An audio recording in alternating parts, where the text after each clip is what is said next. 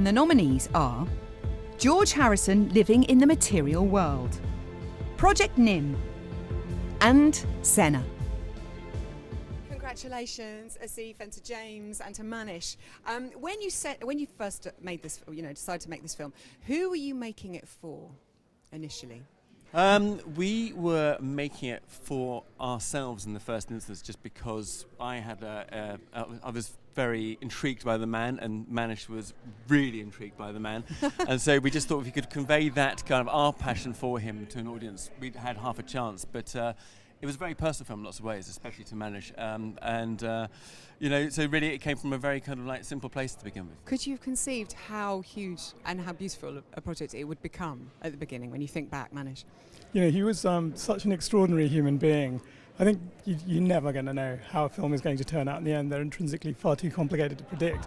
But I think, certainly when Asif joined us and we were really a hot little team, I felt we knew there was something really special about this because there was so much that was very special about him. You were the writer on the project. What did that involve? Because a writer on a documentary, right. Yes, explain.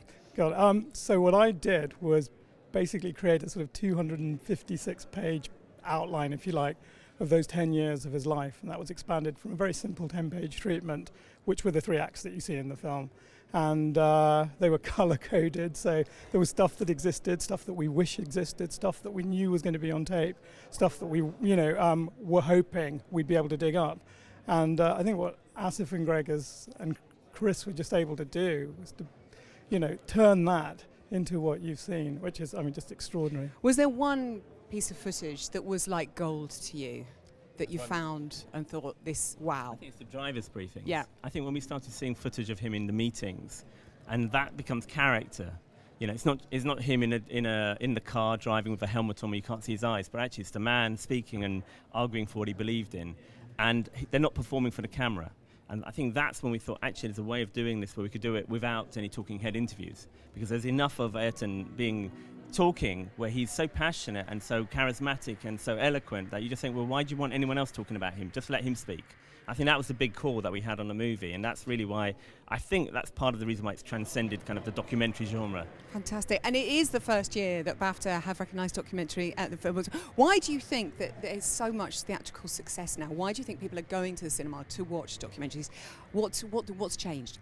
I think there's a few films in recent years, like James Marsh's Man on Wire, Kevin MacDonald's films, Touch and Avoid, which have made a big difference. They've made money.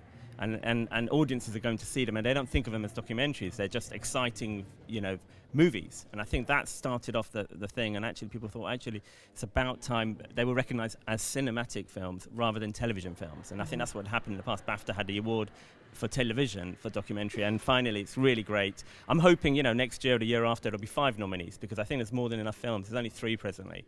There's a lot of really good documentaries that are out there, and they should be recognised. Yes, long may it continue. True, congratulations. A remarkable film. We all absolutely loved it. Have an amazing night. Great. Well Thank you very much. Thank you.